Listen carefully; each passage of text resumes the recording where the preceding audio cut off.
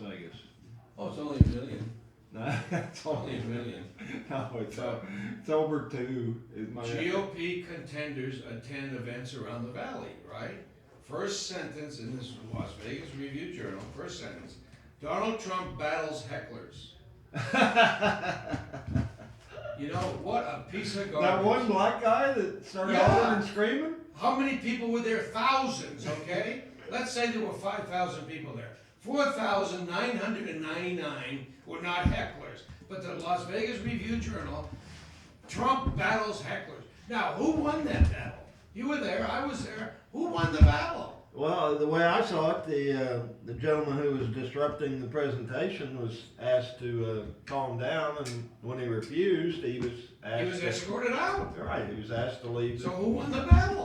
I'd have to say that Trump's people did an excellent job. I Yeah, didn't see any violence. No, I'm sure no one was injured. Trump made fun of it.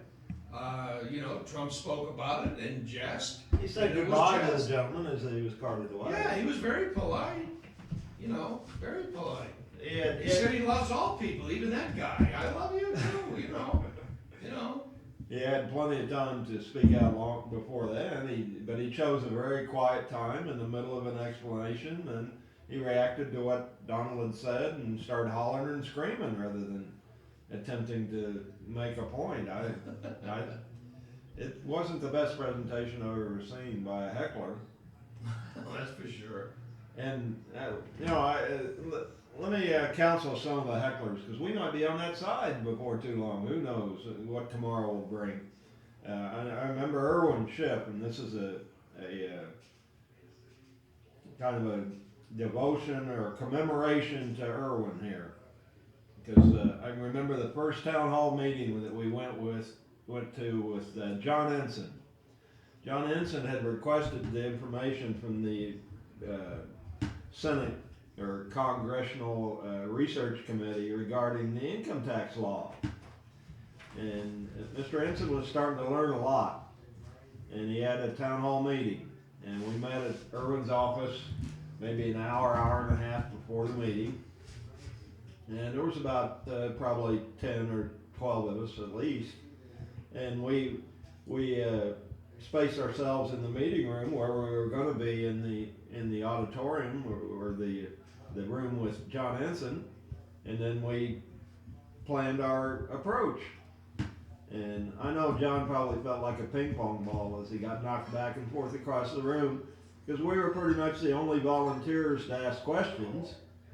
And we'd bring up a question, and John would say some type of answer, and then the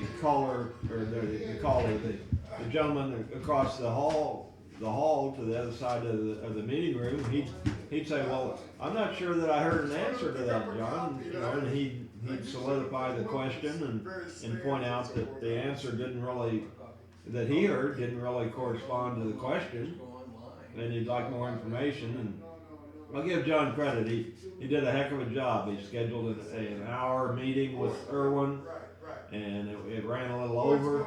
And he asked his scheduler to schedule another hour for Irwin as fast as possible. John Ensign was working on with the people regarding the tax issue scam that is being perpetrated on the people in this country. Irwin did his best. Folks, he's no longer with us, but I assure you he's not forgotten. And I wish John Ensign hadn't retired from politics. I wish he was still involved in talk radio. I think he'd be an excellent talk radio host. In fact, where's Rolando? Get a hold of John Ensign, see if he wants to do a radio show.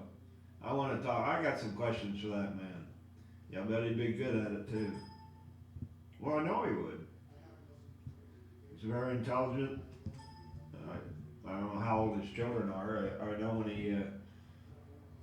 when he was having the town hall meetings, I got a chance to meet his wife and 2 children at that point. They were both small, maybe 4 or 6 years old. I'm sure they're probably in high school or maybe even in college now. But I'd like to know how he's doing. He ran afoul of some political chicanery, the way I see it, but maybe he'd see it differently. There's probably a book there, John, if you're listening or you get this message from somebody. I'd sure read it, and I'd sure like to have you on as a guest. So give Rolando Larraz a call at the Tribune. Let's set something up. Get you on here for your wake-up call. Maybe you can wake up some people on what's going on in the political realm. Anything surprise you that happened in your journey down the political road? For those of you who don't know, John Ensign was, I'm pretty sure he's a senator, United States senator. I think he replaced one of the other liberal political hacks.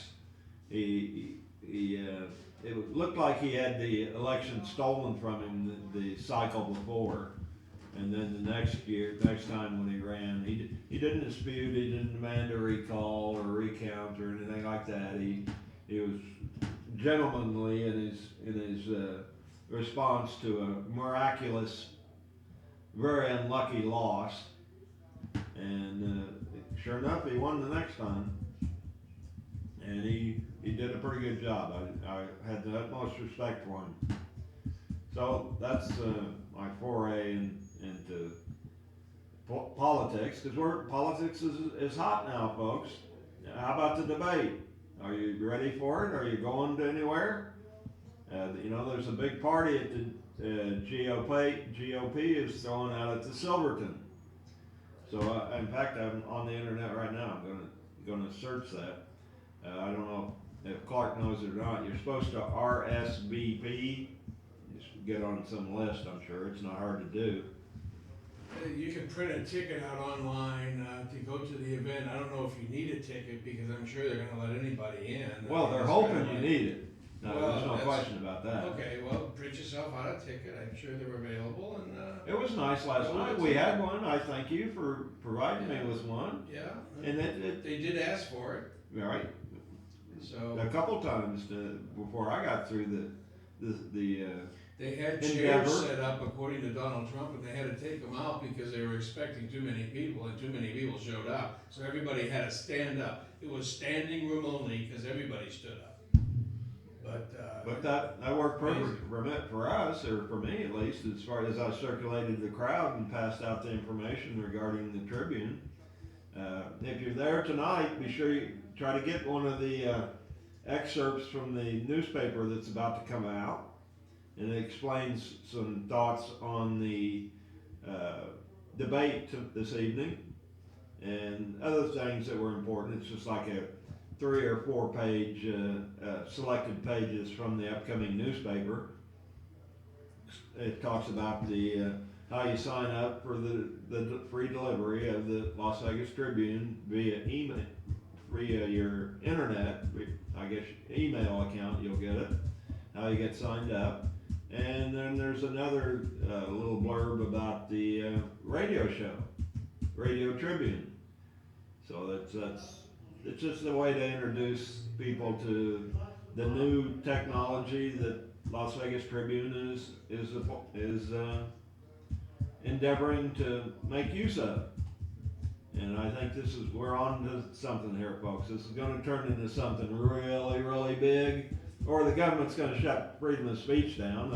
I don't know. Which would you like to happen? You want to help us turn the Las Vegas Tribune into something big that helps the community in this country?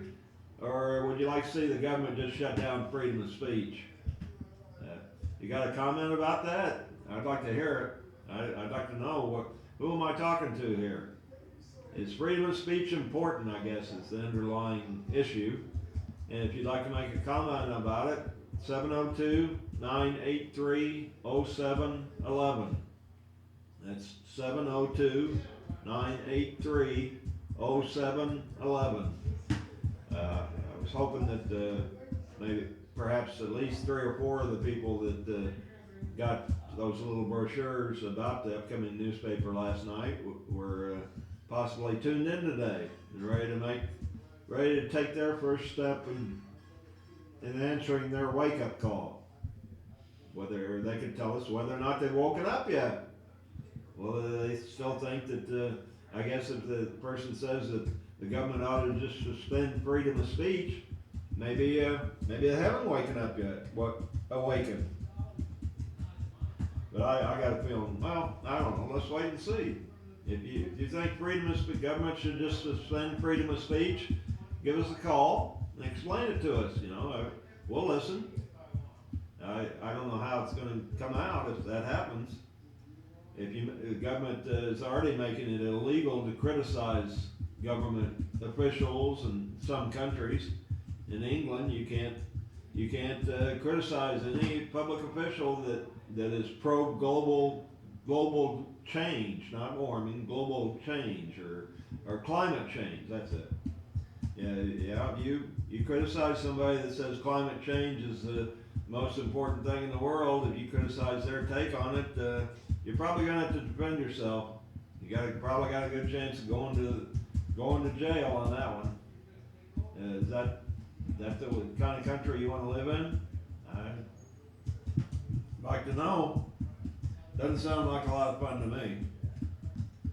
But that's just me, because I enjoy communicating. I enjoy talking. I enjoy asking questions, really, if you can get somebody pinned down to answer them.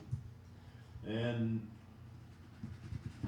I wish I was better friends with these computers, but I'm stuck again.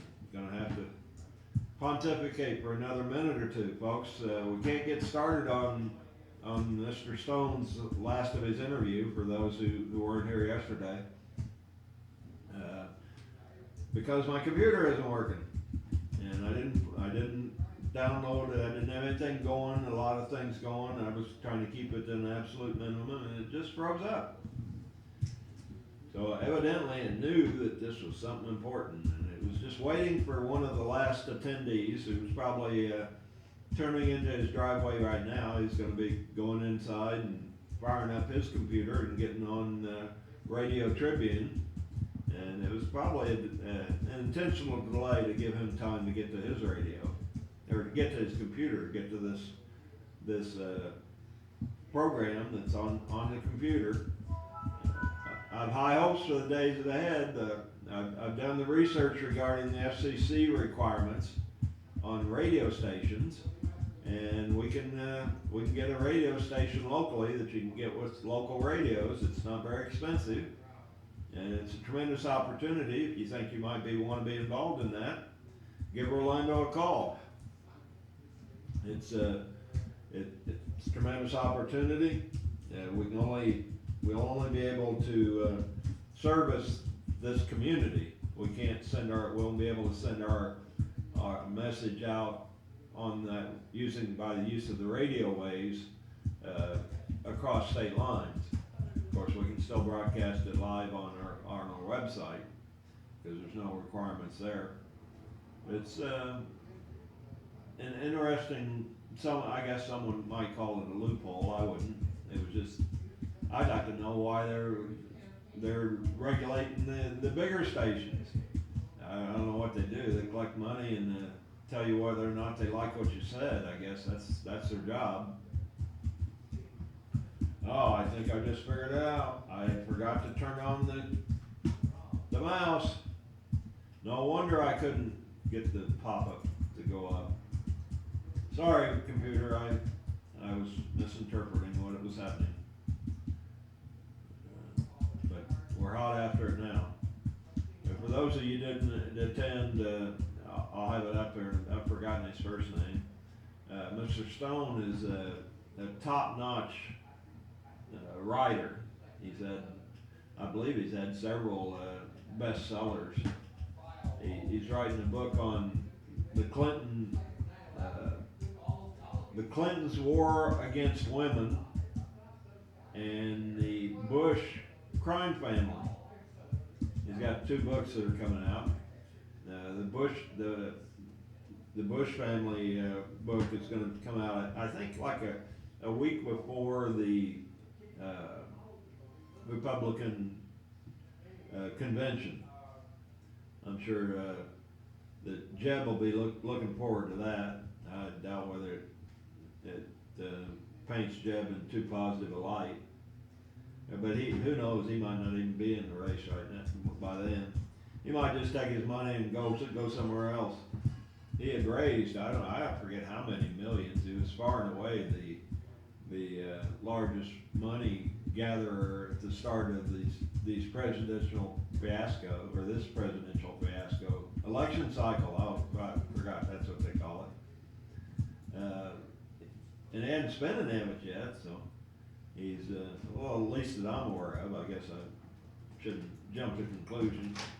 He might have had a sandwich or a beer sometime, and that book's definitely gonna be coming. Oh, okay.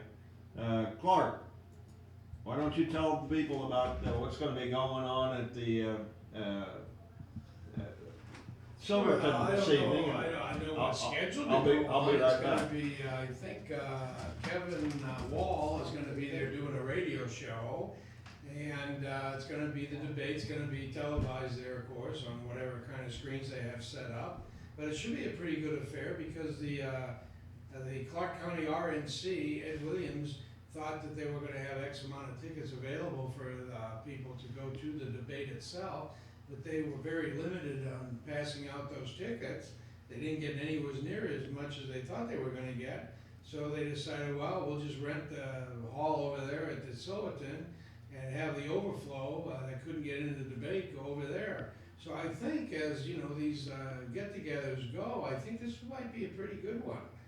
So I'm gonna go, and I wouldn't go to the debate even if I had a ticket really, because it's kinda like a real structured deal, and it's, I guess something to see, but on the other hand, you see it better on TV, really. So, I'm looking forward to going to the Silverton tonight. I hope, all the listening audience goes over there and joins us. It should be, pretty interesting. You can grab the microphone from Kevin Wall and say what you wanna say on his show, which I guess will be broadcast live there. So, I plan on grabbing the mic and taking over his show. We'll see how far I get before security escorts me out, but anyways, we'll see what happens. But I'm looking forward to it, and I love these debates because, you don't know what's gonna happen, you know? This guy Trump, he puts a different, curveball, on these things. They usually end up fizzling out a little bit because he doesn't get, the structure of this thing. Of course, CNN is hosting it, so that kind of bothers me a little bit, because why do these people, why are they hosting anything? That I don't understand. I just don't get that. They're partisans, and why do they get to host these things? It seems kind of like conflict of interest to me. But anyways, that's the way it is. So they have the forum, so let them ask their questions. I think that MSNSB, LSDS, whatever, you know, show that was, where the moderators were so friggin' bad with their partisan views, that I think they got stepped on pretty bad. And I think CNN and the company may have learned their lesson there. Let's hope so anyways, that at least they give the candidates a chance to ask legitimate questions, so that we can see their opinions, because that's important. And I think that one thing, the difference for sure between the Republican debates and the Democrat debates are substance. The Republicans talk about things of substance. I know the media doesn't report it that way. They spin everything and say, well, they have no solutions, they don't have, but forget about what the media says, because it's a bunch of bull, okay? What really happens, the Republicans come out with concrete ideas, they have plans, they have their ideas of what they wanna do, and they say that. It's not reported, but they say that. So listen to what the candidates have to say, because the Republicans are talking about what they're gonna do, and especially Trump. Trump says he's gonna build a wall. Well, that's substance, he's gonna build a wall. And the other night over at Westgate, he said, look at the ceiling up there. You see how high that ceiling is? Let me tell you something. That's nothing. My wall will be higher than this ceiling. And he's gonna build a wall that will be a wall. And that's all there is to it. And he said, he made an example of a fence that someone built, because the Democrats have been talking about building a wall for ages, and what they built was this tiny little thing as Trump was designing it. He said, it looks like a wall that Barron Trump would build. I guess that's his youngest son. He says, it's like a toy. He said, someone put a ramp over this wall, so-called wall. They put a ramp over, and they were driving trucks over the wall on this ramp. He said, that's the kind of wall that the Democrats built. He said, can you imagine that? But anyways, so Trump has definitive ideas. He's got a plan. Wayne Allen Root did the warm-up speech for Donald Trump, and he made some good points. He said that Donald Trump was going to do this, that. He listed off about 5,000 things that Donald Trump was going to do, all definitive plans that would work. Every single one of them made sense, common sense. And then he said, and then on the second day in office, he's going to, and you know what? If anyone can do it, Donald Trump can do it, because that's what he does. He's a businessman. He has to finish the deal. The art of the deal was finishing the deal. And that's what Donald Trump will do. Whatever he proposes, whatever he puts in as a policy, he's going to finish the deal. And that'll be refreshing.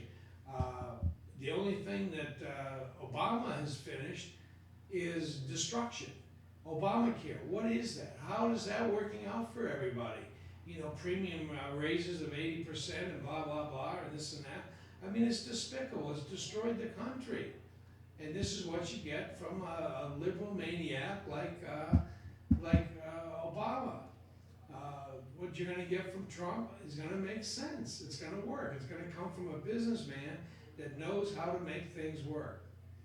And I look forward to it, because it's going to be so refreshing. It's going to be exactly opposite of the destruction that Obama's caused this country. And that's the reason that we need a guy like Trump in there, because he will straighten it out. No one can do it like he can. And that's going to be so good to watch.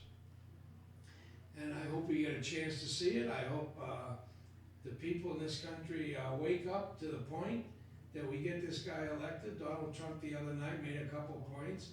He predicted that this will be the biggest participated election ever, that people are going to come out to vote that have never voted before. And there's a lot of people like that. There's a lot of people that don't vote. I don't know what it is that shows up at the polls. I think I've heard numbers like 30%, maybe as high as 40%. That's it, of the people in this country that can vote. That's pathetic, especially for an important election. And I think Donald Trump's right. I think this election is probably the most important election this country's ever had. And we'll see what happens. I mean, he predicts that it'll be the most participated in election. People that never voted before are going to vote. And the reason they're going to vote, and why these polls don't really mean much, is they're going to vote for Trump. That's why they're voting. They're coming out to vote because they're going to vote for Trump. People are not going to come out and get up off their couch and go vote for Hillary Clinton. I don't think so. So I think the people that do show up are going to show up, and they're going to vote for Trump. And that's going to be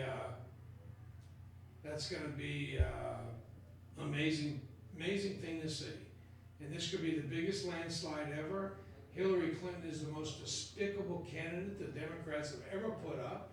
I keep thinking that, boy, where do they dig these people up from that they run for president? Like an Al Gore. I mean, Jesus Christ. I mean, this guy's got nothing to say. He's like a wooden figure. Boy, oh boy, and he's totally out there. And he talks to the electorate like they're all babies. Have you ever noticed that, the way he talks down to people? He's incredible. But anyways, this is what we get. And I hope that people show up to vote. And I hope they vote for Trump. And I hope that the man gets into the White House. If he even stays at the White House, it doesn't matter. Wherever he is in the world, he's going to be able to run the White House better than anyone ever has. And he's going to pass common sense policies he's gonna get them enacted, and he's got if he gets into office, he will have a mandate, and it's gonna be a severe, strong mandate, and he's not gonna be like the wimps that we elected to the Republican Congress and Senate that are afraid of their own shadows, afraid to shut down the government. Shut the goddamn government down. Jesus Christ, that's the best thing that could happen right now. Shut the whole show down until that guy Obama gets the hell out of the office. You know what? Don't do a goddamn thing. Just shut it down. What do we need these people for? We have enough laws. We don't need any more. Shut the friggin' place down.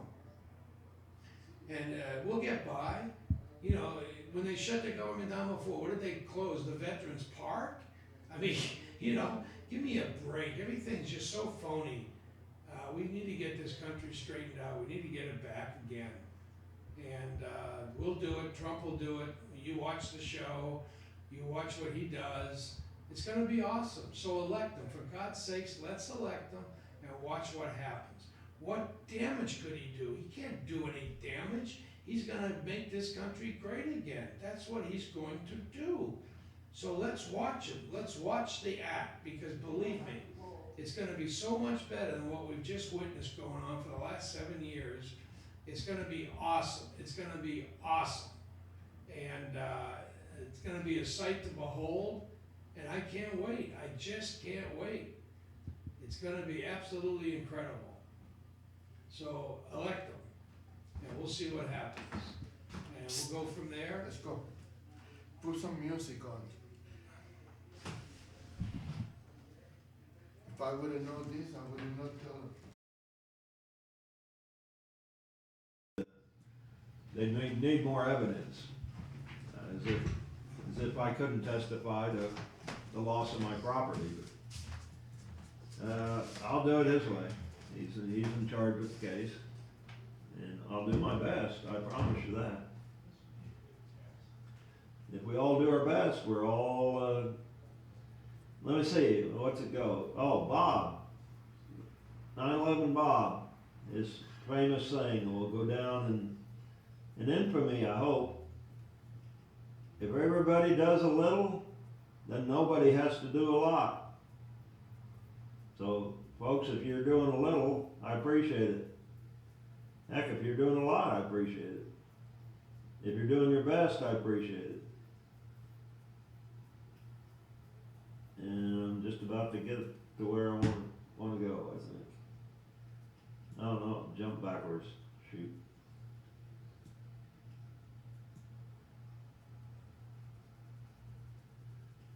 Trouble with these cursors is they're so sensitive. You try to click on it, and it may go back 2 minutes, and I was trying to go forward 15 seconds. But I brought my earphones, so. I know there's easier ways of doing this, I just don't know what they are. So, we're about to go back to the interview. Roger Stone.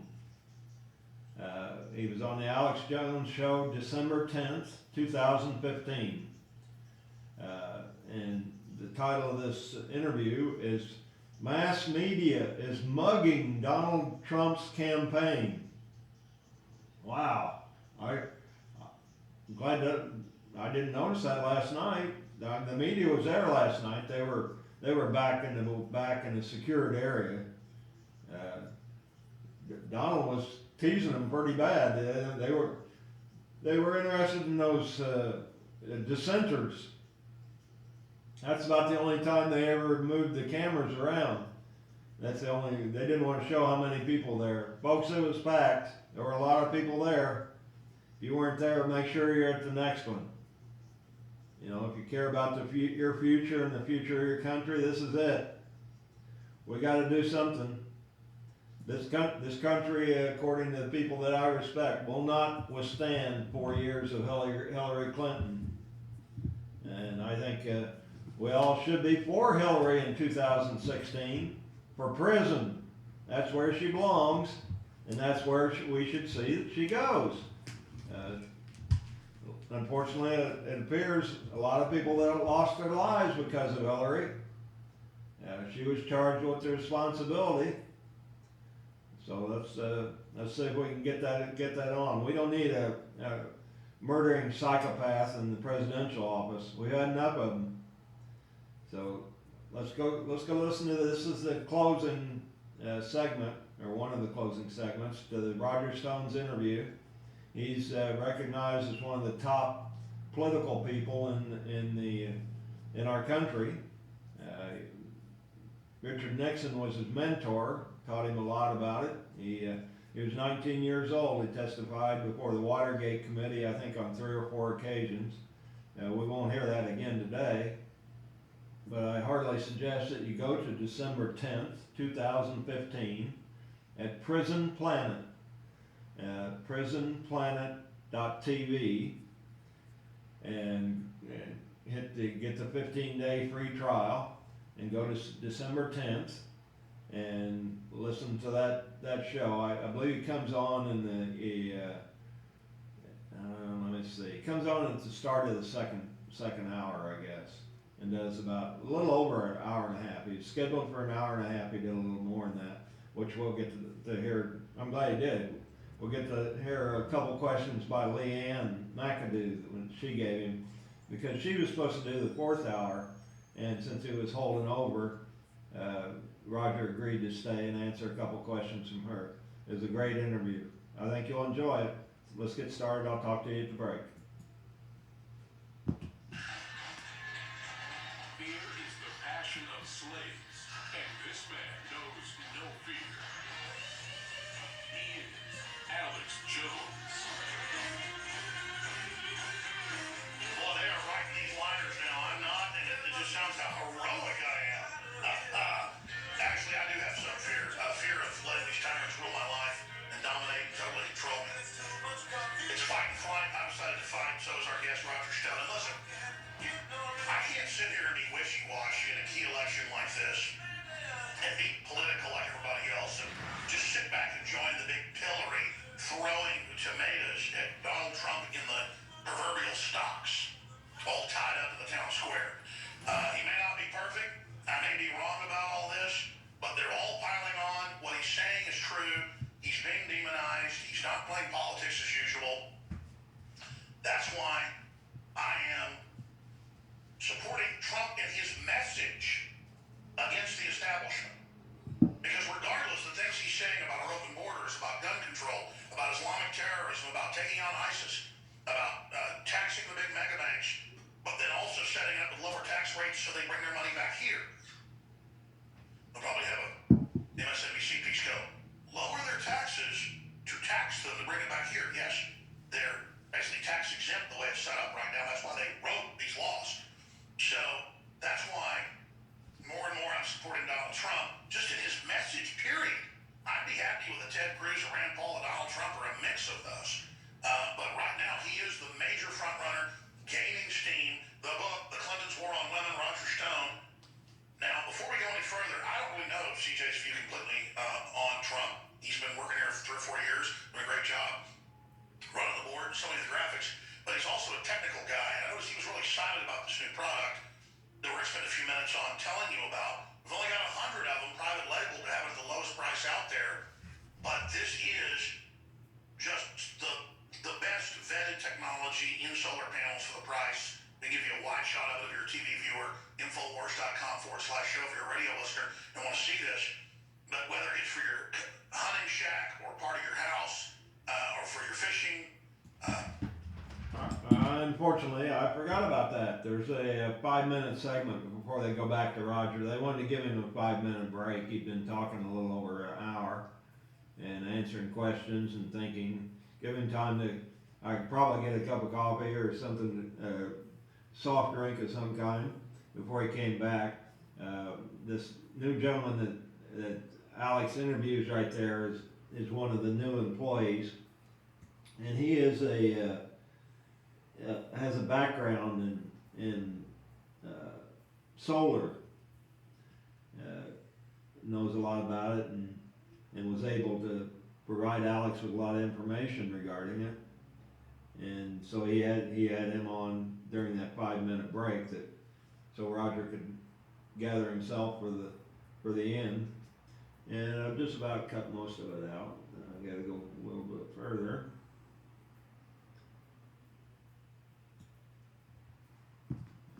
So, it was an opportunity for him to get on and share his expertise. There's a lot of competent people working for this guy, I'll tell you that. I assure you that, you know, they're doing their best. We're gonna go back now, so that's a good place to stop it. You won't hear that, but we'll be starting up. I'll talk to you at the next break. Clinton's War on Women, Roger Stone, and we're going to be getting him on to talk more about that and to talk about the caller's last question.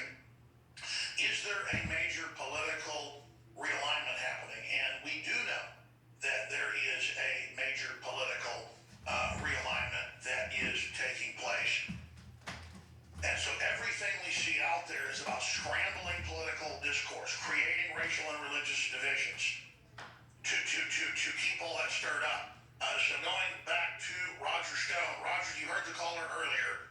He was saying he thinks that the political elite now used to have the Midas touch because they had America's goodwill behind us. They had the world believing what we said, even if we weren't perfect. We've lost that moral high ground now, and the world doesn't believe our elite even when they tell the truth. But that old quote, I forget who said it, for who the gods would destroy, they would first make mad.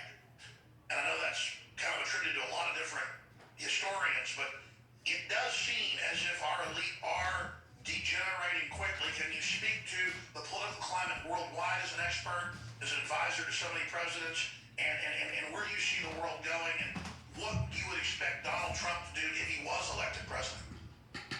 Well, this is pretty simple. Countries around the world are looking to see whether we're going to continue to be patsies, whether we're going to be China's bitch when it comes to trade, or Japan's, or Mexico. They're going to see if our military is going to continue to be allowed to atrophy and get to the point where we can barely defend ourselves. They're going to see whether this printing press monetary system of ours will continue to destroy our dollar. They're going to see whether we're going to continue to go deeper and deeper and deeper into debt. They're going to see whether we keep spending like drunken sailors. And by the way, here's a bipartisan problem. Republicans and Democrats together responsible. The Republicans held the House under George W. Bush and a Republican administration. Their record on spending would make Franklin Roosevelt blush. It is, there is disgust with the two-party system. On the other hand, Alex, I must tell you, I was very proud to say that I helped former Governor Gary Johnson, who I know has been on with you many times, get on the ballot in 48 states because the American people were ready for something new. 70% of the people in the polls in that election told us that they wish there was another choice. And of course, there was another choice. It was the two-term accomplished tax-cutting, pro-growth, pro-peace, pro-pot governor of New Mexico. And of course, the Presidential Commission on Debate is not appointed by the president, not a commission, and most certainly not about debate, was determined to keep this man off the stage. What if people knew there was a candidate who wanted to who wanted to repeal the Patriot Act, or who wanted to bring all of our troops home from Afghanistan, the meat grinder, who wanted to legalize marijuana and tax it? What would have happened if people knew that guy was in the race? So I'm very jaundiced about the system. Trump has chosen to make his stand within the Republican Party, and I am with him. And if he is the Republican nominee, I'm going to do everything personally possible. I want to be very clear. I have no formal or informal role in his campaign. We are friends. It's that simple. I am not compensated. I'm very interested in selling the Clintons' war on women because I think it is the information, Alex, that Trump is going to need. I think there's several ways to take Hillary down, and that's a whole broader discussion that you and I need to have. I want you to get into any other facets we haven't raised, obviously, because I've been directing things and you've got a lot more gravitas on the political inside workings. I'd like to hear that with your perspective, but separately, let's expand on this. My big fear has always been, and I believe you off air and others say, no, Trump probably won't do that, but the Republicans have betrayed him. He said, as long as the Republicans don't attack me and don't demonize me, and they'll call for me to step down, I will pledge to stay in the Republican primary. Well, obviously that's got the machine, the muscle. That's a smart move. Now he's saying, hey, I may leave if you keep trying to basically politically assassinate me, and they spin that like he's breaking the pledge. Now, I remember what his pledge was. He's not breaking the pledge, but specifically still, I know he's probably just trying to leverage him. Correct me if I'm wrong, but he shouldn't let them kick him out or run him out. What is Trump really saying about that? I mean, what's the real I Trump think going to it's do? very unlikely that he will have to run as an independent. And therefore, when people ask me about it, it's a MacGuffin, in all honesty, at this point. Does he have the name ID and the financial resources to do that? Yes. So let's put it in perspective, because my friend Richard Reeves is, I think, very concerned about this. If they play the kind of shenanigans with the rules at the convention or in any part of the process that they used to cheat Ron Paul out of his fair share of delegates and his say at the convention, where he was a non-person, they wouldn't even call his name in the roll, the official roll of the convention, even when he legally won delegates. What kind of graciousness is that on the part of Mitt Romney, who had the votes to be nominated at that time? If they move to keep Trump out of the debates, if they move to keep him off the ballot, which some Republican Secretary of States can do, then I think under that circumstances, it may be the only route for him to the White House, and therefore, in my opinion, to the potential salvation of this country, because no one else is going to really change things. The two-party duopoly, the Bush-Clinton war machine, profiteering machine, will continue to try to curtail our civil liberties and make money off them. I'm now completely sold. I mean, Mr. Stone, you always have the right answer. You've backed so many great candidates. It's so good to see a political analyst who actually is telling the truth. That's it. The only time Trump should run third party is if they cheat him in the delegate process and have Jeb Bush in there. Then who wouldn't want Trump to run? Fine, Hillary or Jeb. It's time to go after both of them. You've got the books out on them. I kind of see a pincer attack here. I kind of see some planning behind the scenes that will really give them a run for their money. And it's good to see some guys with brains, you and Trump, really giving these criminals a run for their money. Well, look, I think Hillary Clinton is going to be very, very formidable, Alex, and she's going to have an enormous amount of Wall Street money. The idea of her ever reigning in Wall Street is laughable. And she and her husband have many, let's call them assets in the media, who go to great lengths to cover up all of their blemishes, their many blemishes, in their outright criminal record. Their record of lies, deception, drugs, sexual assault, cover up, lies upon more lies upon more lies. Only today I saw a video in which Hillary Clinton is now attempting to say that she never claimed that an anti-Islamic video shown one time in Turkey had caused the attack on the American mission in Benghazi. I wrote a book on this for Skyhorse. It's a short book, but if you want to know what Hillary did wrong in Benghazi, go to Amazon and buy my book on Benghazi. I took the Senate report, but I gave you a roadmap up front that explained what the Senate report was saying and what it showed you. I think it makes the case that Hillary lied about that. Now she's out on the campaign trail, and she says to her stooge, George Stephanopoulos, donor to the Clinton Foundation, but interviewing her on television, therefore posing as a journalist, when she's asked, did you say that this was tied to a video? She said, no. That's a horrific... That's as bad as Obama saying he never said that you could keep your doctor. I mean, this is a new level of lying. No, and the families for the four immediately contacted the parents of the four brave Americans who were murdered in Benghazi and lost their lives. The parents are outraged because that is not what she looked in the eye and told them. So we know everybody had this great celebration about her hearings and how terrific how she was before the Senate. I think that is not true. I think that she was caught in more and more big lies. For example, this notion that she emailed the Egyptian ambassador and her own daughter, Chelsea,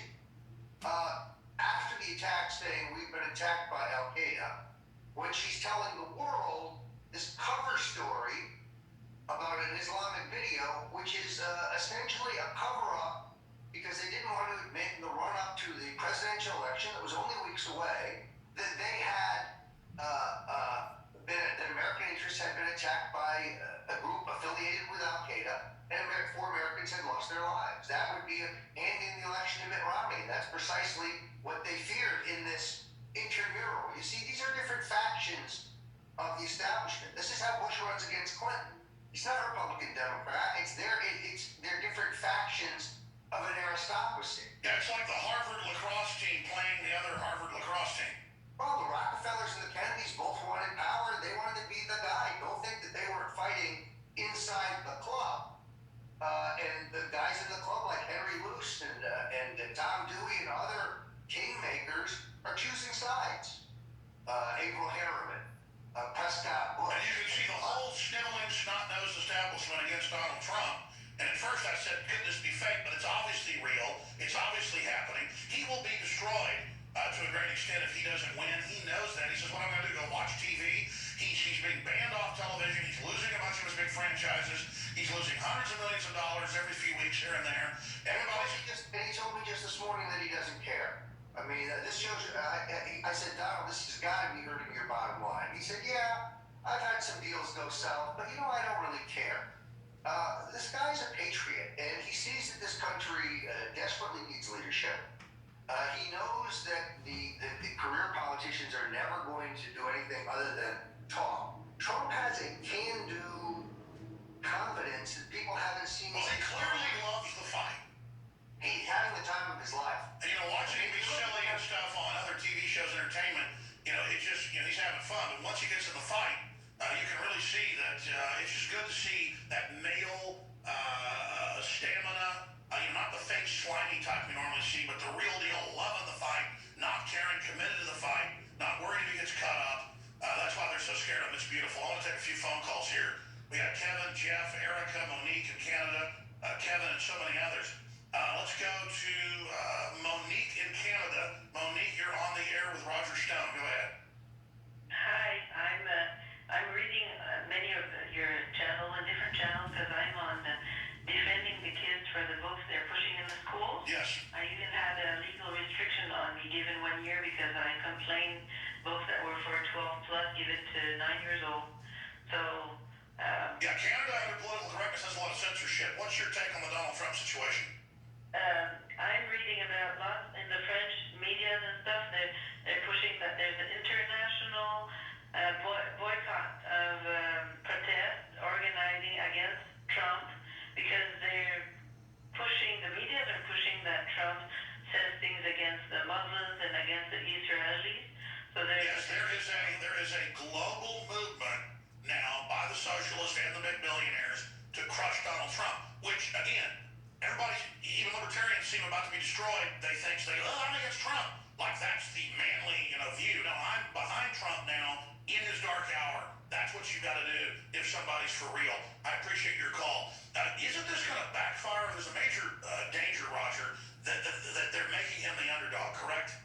Yeah, Alex, I frankly think that the fundamental question here is they're trying to, this canard that Trump is somehow recruited by Bill Clinton and in league with the Clintons. I can tell you, having known him this long and having been around and witnessed firsthand, by the way, Hillary wanted to come to Donald's wedding. Her staff tried to overrule her, and she insisted on coming to Donald's wedding.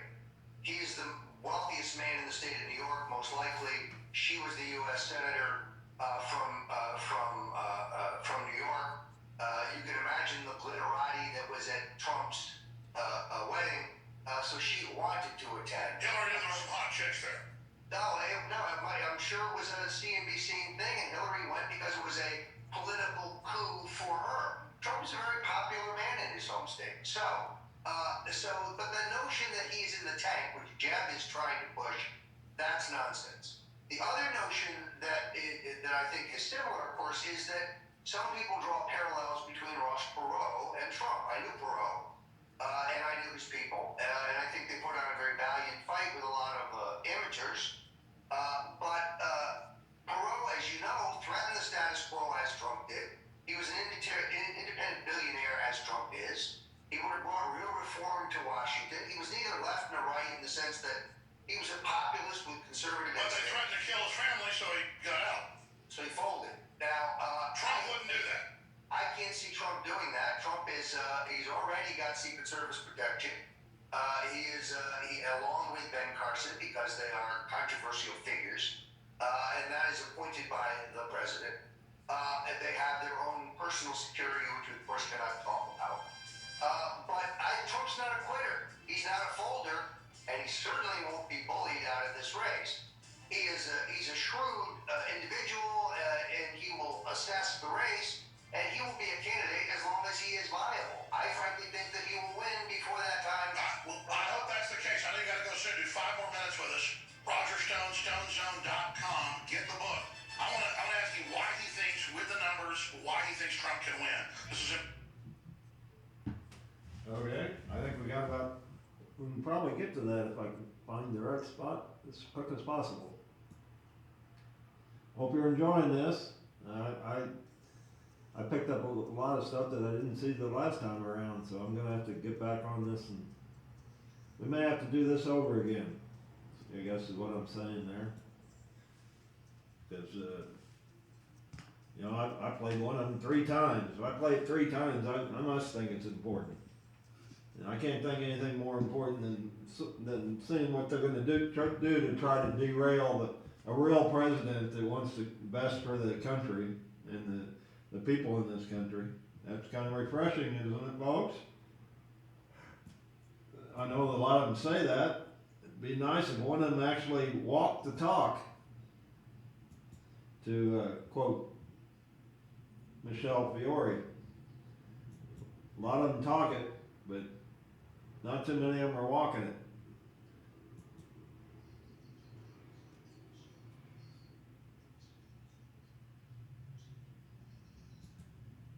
Okay, well, it turned out it wasn't a 5-minute break. So Alex, you caused me to go too far. I'm on it though. I think I've got it now. We're there. My lady in San Antonio. lost my wife and a girlfriend somewhere along the way. In defense of human liberty, Alex Jones. So, Donald Trump, can he be El Presidente? Will they blame the collapse on him after he gets in? Believe the tea leaves. Roger Stone, longtime friend, advisor, Donald Trump, now in unofficial capacity, joins us. In closing, what is the arithmetic? What is the cumulus showing us that he is the guy to win? Well, as I said earlier, I think he can pull millions of voters into the process who are not in the process today. People who have given up on American politics and see the futility of the 2-party system. And I think he will run ahead of those traditional levels of Republicans like Romney and McCain among African Americans, among Caribbean Americans, among Asian Americans.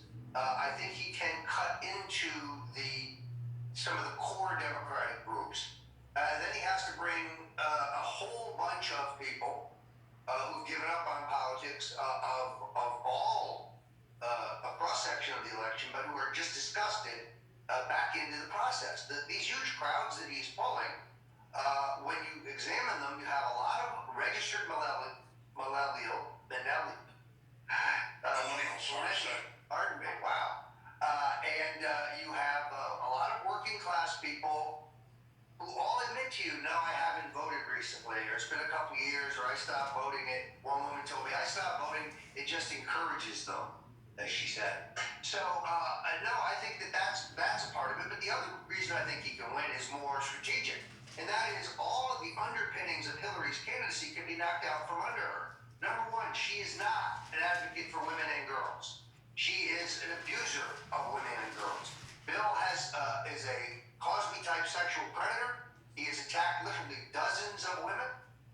Hillary has been the point officer to cover up these vicious attacks on women, either sexual assault or raping them, or in some cases exposing himself and demanding oral sex. Bill Clinton is an addict, but Hillary Clinton has been his enabler, and more importantly, Alex, she has run the cover-up. Secondarily, she says, I'm an advocate for children. We now know that it was Hillary who gave the final order at Waco. It was Hillary who ordered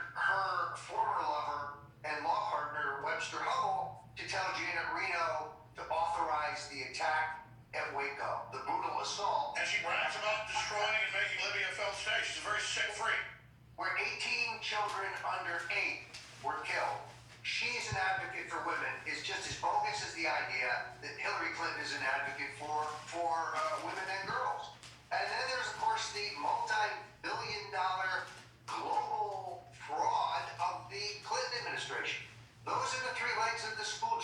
If you expose the graft and corruption of the Clinton Foundation, you expose a record on women and children, and the Clintonian abuse of people in their scramble to power and wealth, and their greedy little daughter, who's just a brat, who is described in the New York Post as foul-mouthed, short-tempered, abusive. I think it's time the American people learn about Hillary. Yeah, should America be ruled by permanent political class scum that literally can't even wipe their own noses and are spoiled brats, just running all over us? I'm sick of these people, and I would think the establishment would want to get rid of these people, but it's just such a cowardly establishment. They love it, even as they destroy their own power base.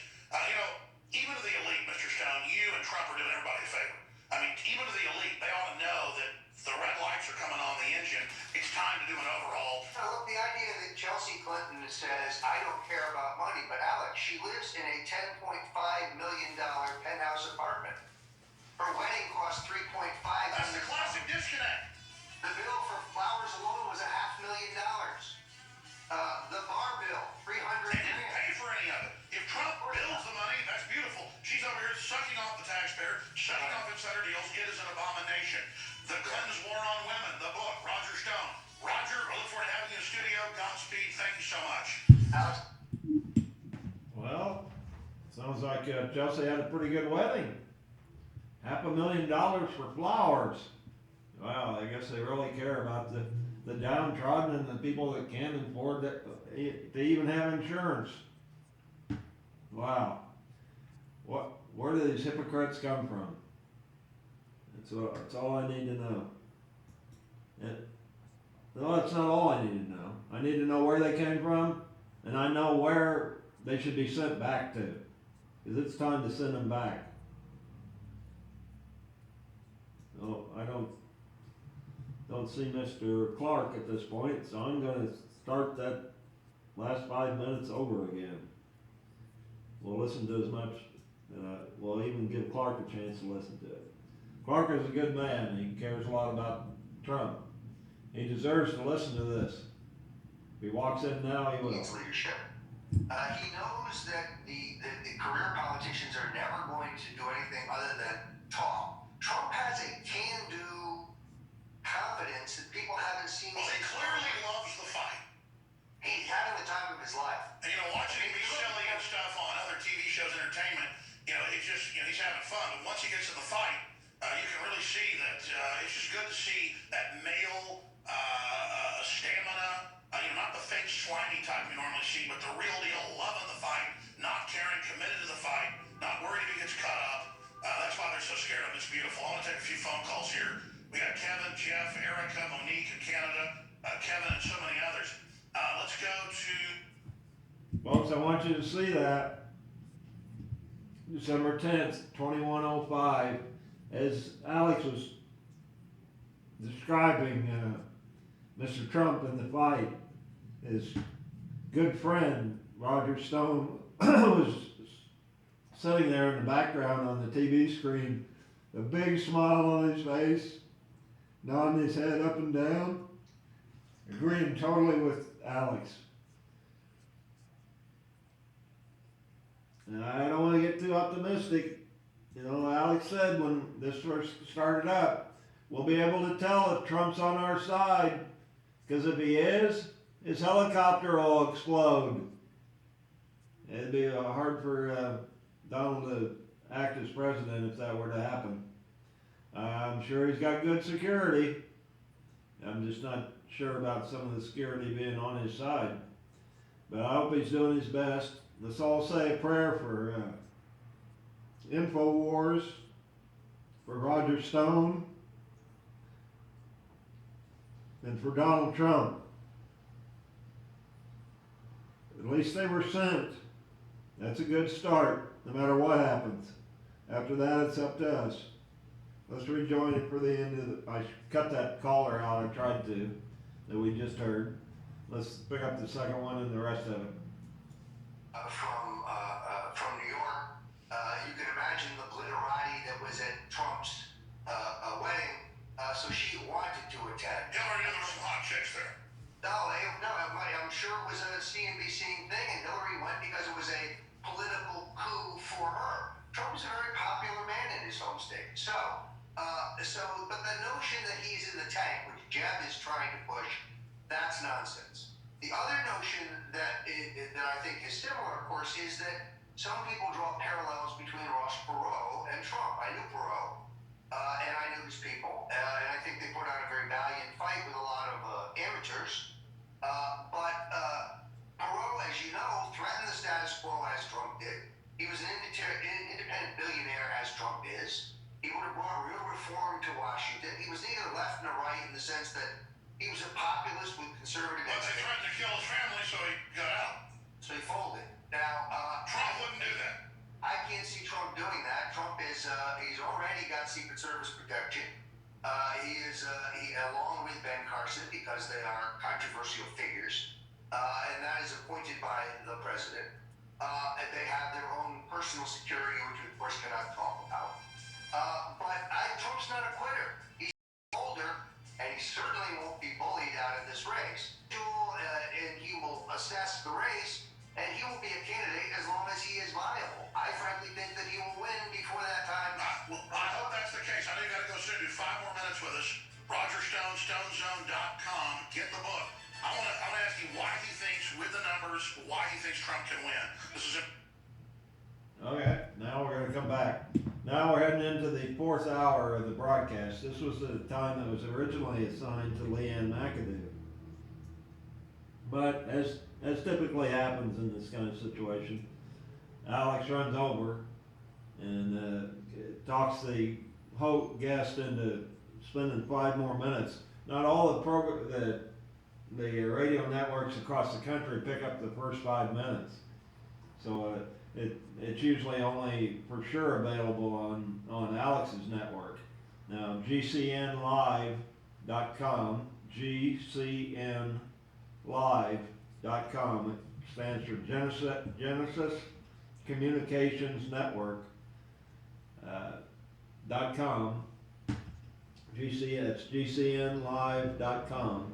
You can go back and get archives for many, many, many years on Alex's shows.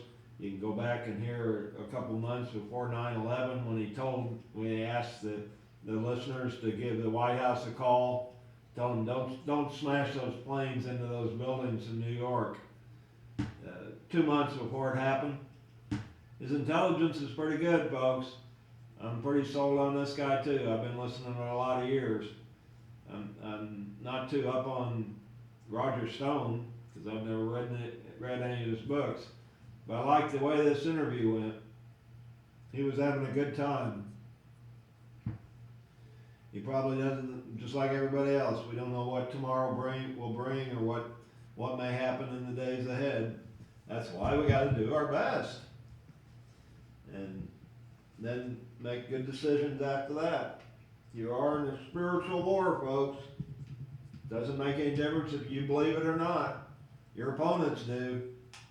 So that's how you've been assigned the game. That's how to play it.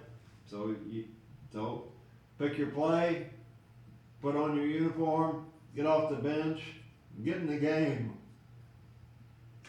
ASAP, preferably. We do have some time now. I'm hesitating hitting the button now. I'm going to mention it again. You got any comments about Roger Stone? What you've heard so far? Donald Trump, Alex's interview of Mr. Stone here. Have you seen the interview that he did with Donald? Let me give you the hierarchy on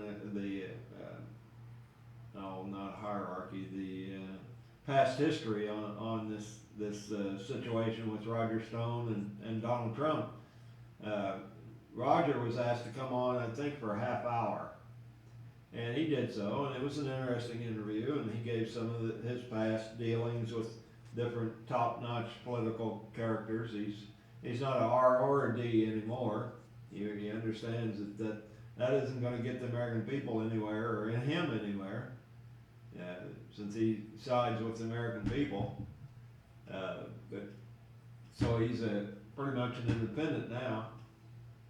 And Alex asked him numerous numerous questions, and he can answer them all. I mean, he's definitely got an opinion. And towards the end of the interview, Alex said, "I'd love to have Donald Trump on the show." He says, "I'll arrange that." I don't know how many words that is, 6 or 7.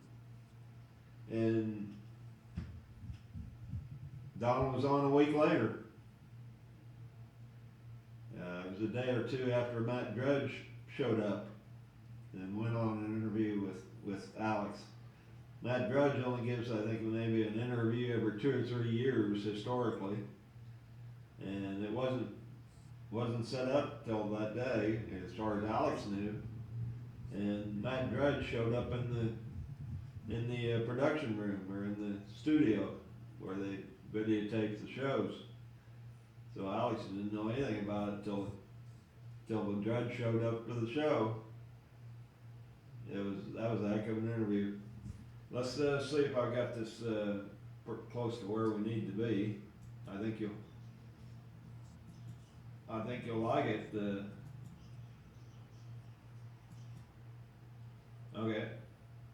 Let's see. They were playing Amarillo at Glenn. Let's see if I've got the right spot. Not I'll have to pause, but I might have it right. I'll talk to you at the break. Believe the tea leaves. Roger Stone, longtime friend, advisor, Donald Trump, now in an unofficial capacity, joins us. In closing, what is the arithmetic? What is the cumulus showing us that he is the guy to win? Well, as I said earlier, I think he can pull millions of voters into the process who are not in the process today. People who have given up on American politics and see the futility of the two-party system. And I think he will run ahead of those traditional levels of Republicans like Romney and McCain among African Americans, among Caribbean Americans, among Asian Americans. I think he can cut into some of the core Democratic groups. Then he has to bring a whole bunch of people who've given up on politics of all a cross-section of the election, but who are just disgusted back into the process. These huge crowds that he's pulling, when you examine them, you have a lot of registered millennials. Pardon me, wow. And you have a lot of working class people who all admit to you, no, I haven't voted recently, or it's been a couple years, or I stopped voting it. One woman told me, I stopped voting, it just encourages them, as she said.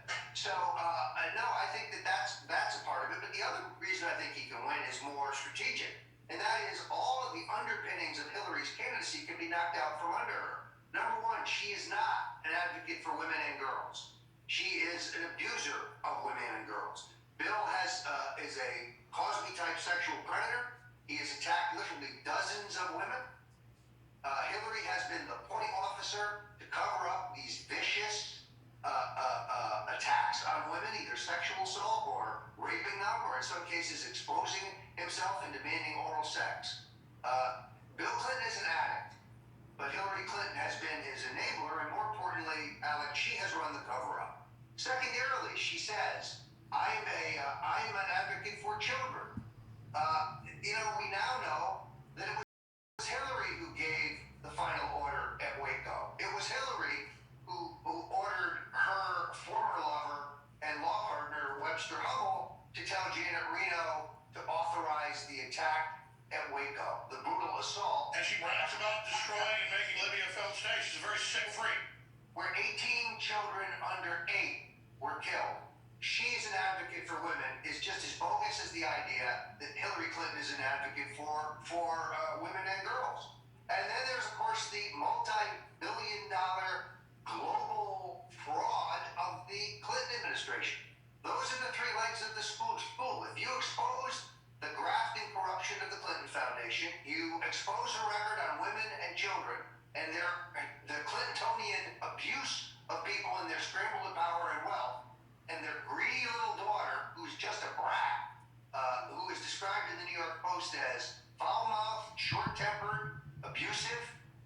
I think it's time the American people learn about Hillary. Yeah, should America be ruled by permanent political class scum that literally can't even wipe their own noses and are spoiled brats, just running all over us? I'm sick of these people, and I would think the establishment would want to get rid of these people, but it's just such a cowardly establishment. They love it, even if they destroy their own power base.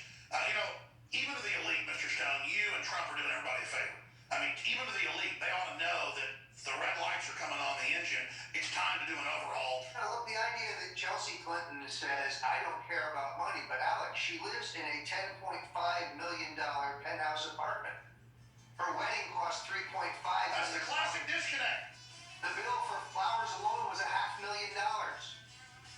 The bar bill, $300,000. They didn't pay for any of it. If Trump builds the money, that's beautiful. She's over here sucking off the taxpayer, sucking off insider deals. It is an abomination. The Clintons' War on Women, the book, Roger Stone. Roger, I look forward to having you in the studio. Godspeed. Thank you so much. Alex, thank you. Once again, the best place to get... Hold on one second. I'll come back and finish up on the show. We were told Leanne's that coming up. for our freedom. Maybe it's the politics.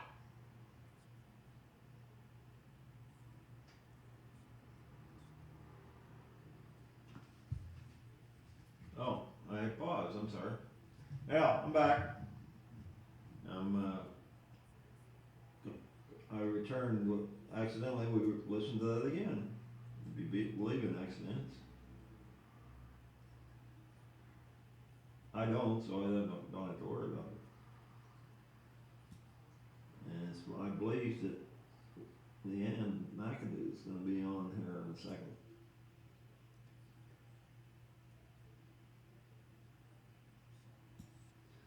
We'll see.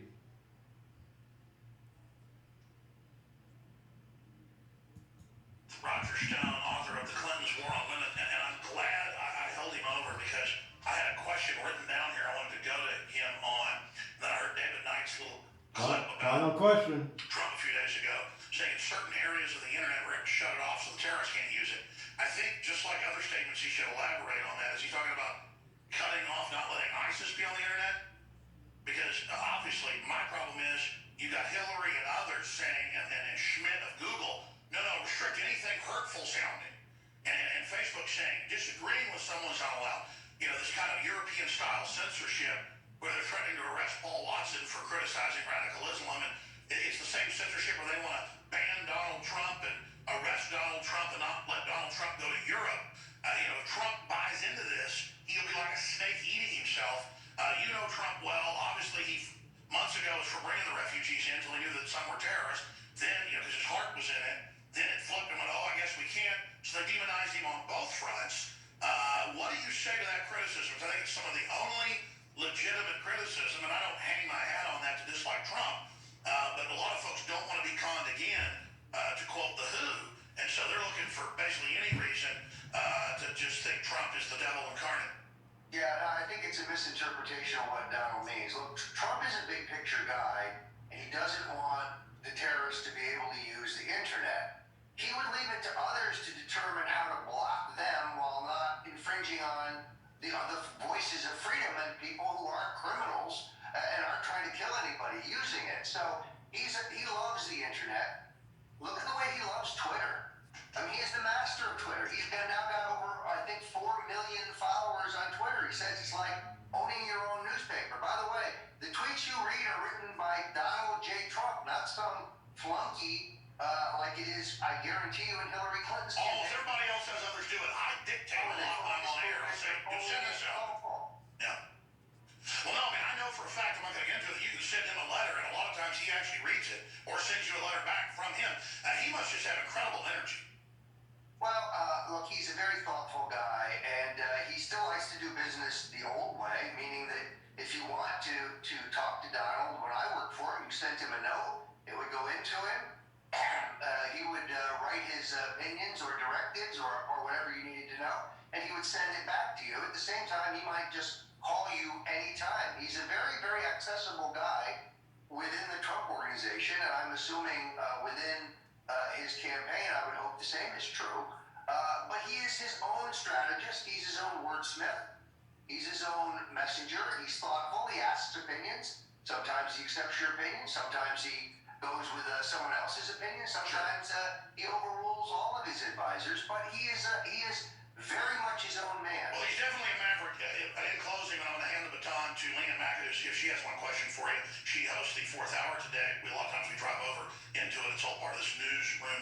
situation. Without getting into inside baseball that you told me last week, overall, did Trump like the interview?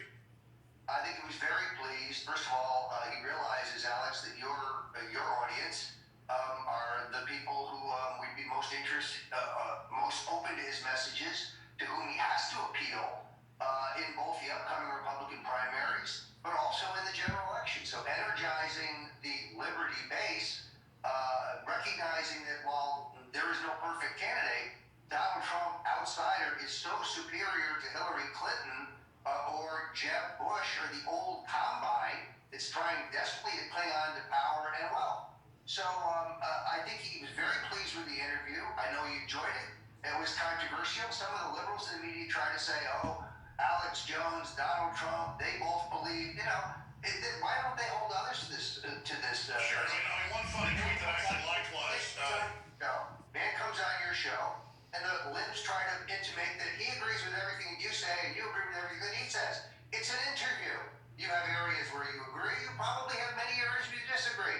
That's not the point. You're reaching millions of people, which is why Trump, I think, had a good time, and he thought it was a great interview. Well, exactly. And I thought a lot of it comical, claiming that I said tornadoes were sent to take out Oklahoma, and I told the caller I didn't think that happened, or I didn't leave a moon landing I out. think they're confusing you with Pat Robertson. Well, This is just a canard. Well, exactly. That's what I'm getting at is they always try to keep people apart. They're scared Trump will get the Liberty base fully. They're scared. They know.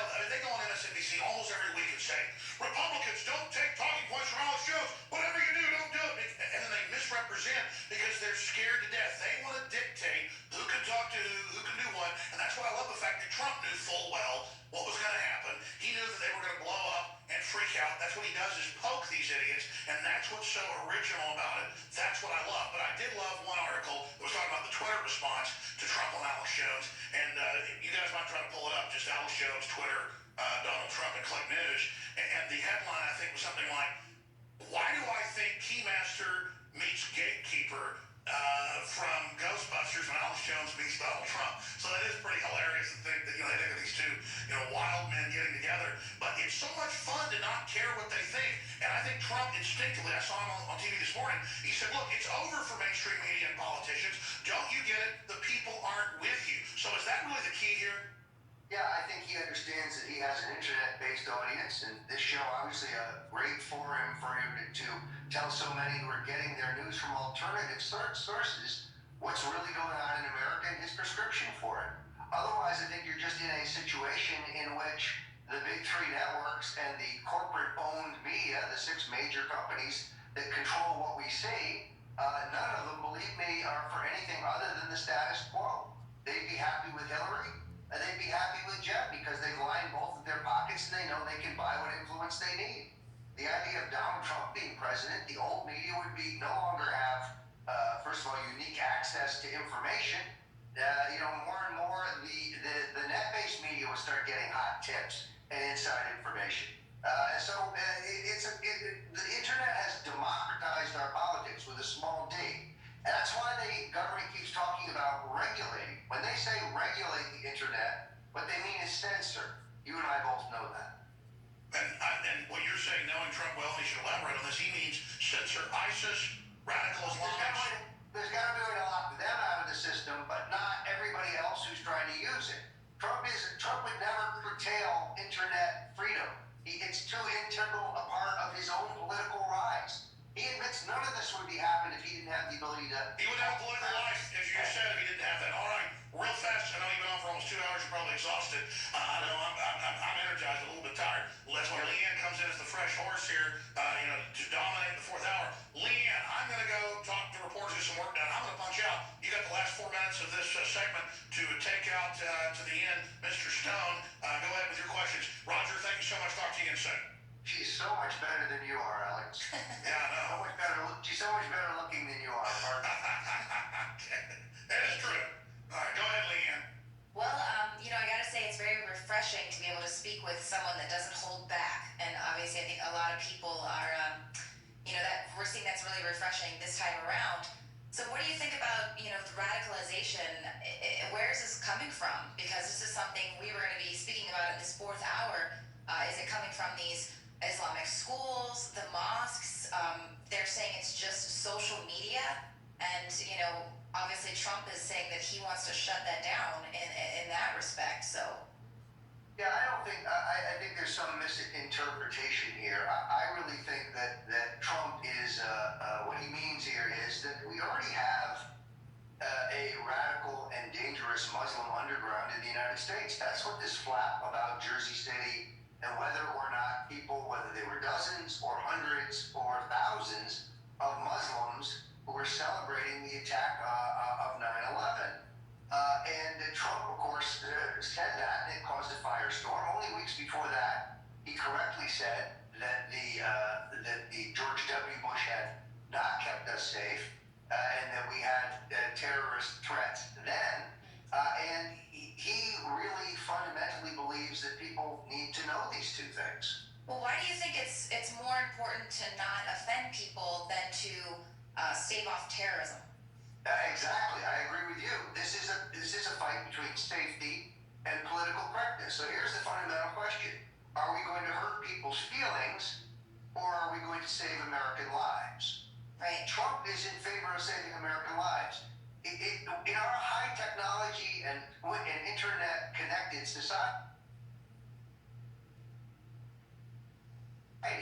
it's not that hard to vet 100,000 people to try to siphon out the criminals, the terrorists, the scum that they're sending here.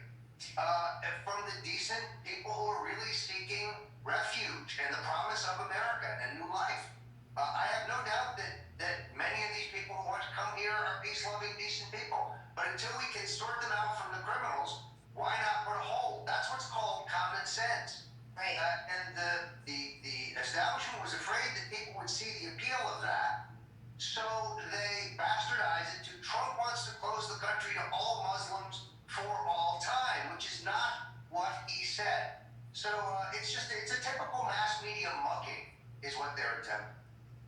Well, Roger Stone, I mean, this is just really exciting because, we got about 1 minute left. What's the one thing you just really want women to know about Hillary Clinton?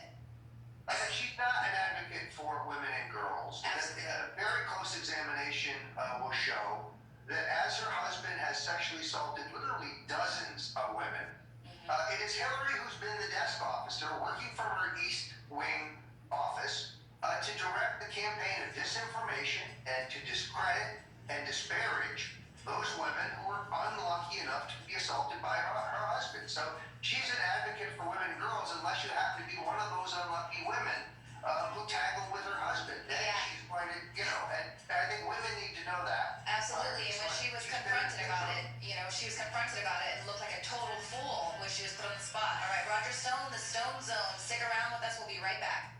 Be with you. Earthquake, floods, winter storms, prolonged power outages, or war. Each of us have had that moment when we recognize that we need to be better prepared. We typically do the same thing. We start with food storage, then we address the need for water. But have you considered heat storage? I'm talking about staying warm in the cold.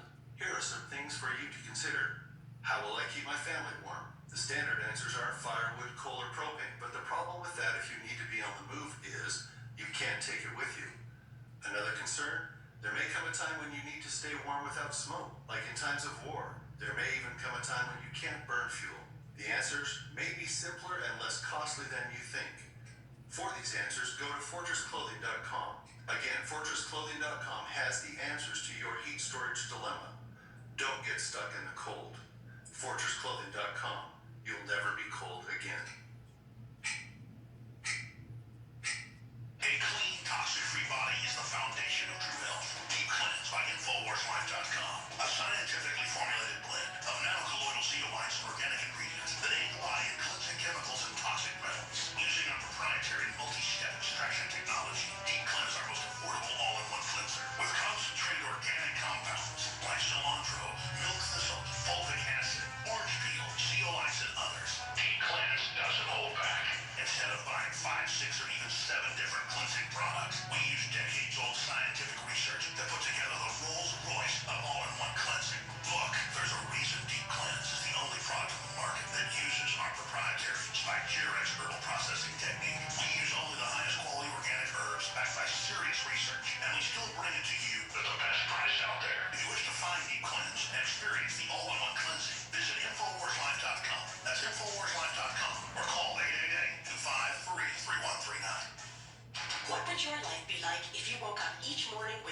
vitality, feeling better than you have in years, and you noticed a difference in your sleeping patterns, blood sugar levels, and had a sense of well-being overall. There's something that is changing thousands of people's lives, and you could be one of them. It's called Heart and Body Extract. Sharon Harris, co-creator of Heart and Body Extract, talks about the positive effects of Heart and Body Extract. What happens with the formula Heart and Body Extract is it's giving the body the necessary vitamins, minerals, amino acids, enzymes, and phytonutrients so the body will heal itself. And yes, the body does have the ability to balance blood pressure, balance cholesterol, clean and unclog the arteries. It can also work on balancing the circulation for diabetics. So the body is an amazing thing. It simply needs some help so it has the tools to heal itself. Heart and Body Extract gets results. To order your 2-month supply, call now, toll-free at 866-295-5305. Order online at hbextract.com.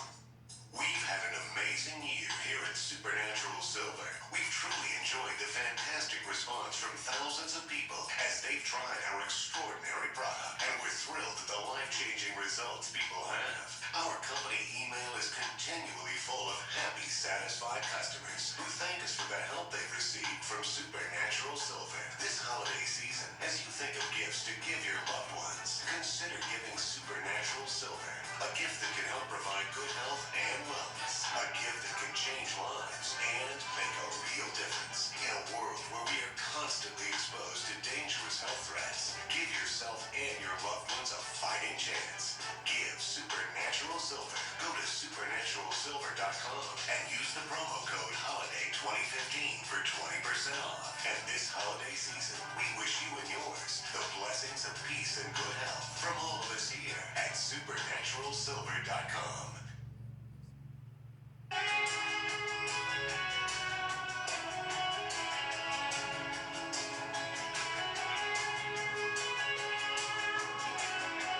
Welcome back to the Alex Jones Show. You have now entered the 4th hour overdrive, and I'm your host, Leanne McAdoo. I'm joined by David Knight.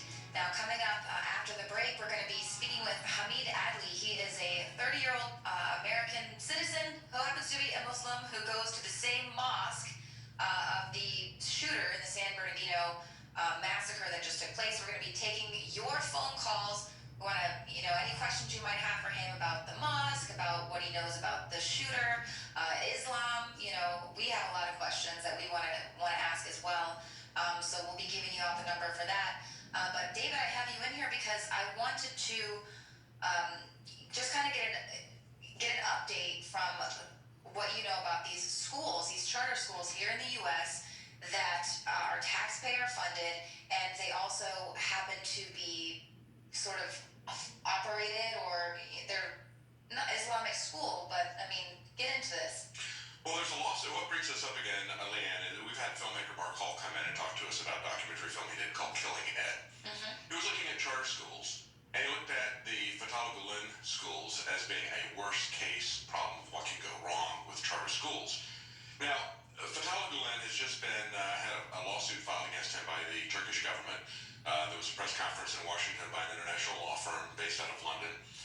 They're going to use this lawsuit as discovery to find out what's going on with Fatah Gulen. He's currently in exile in the Poconos in Pennsylvania.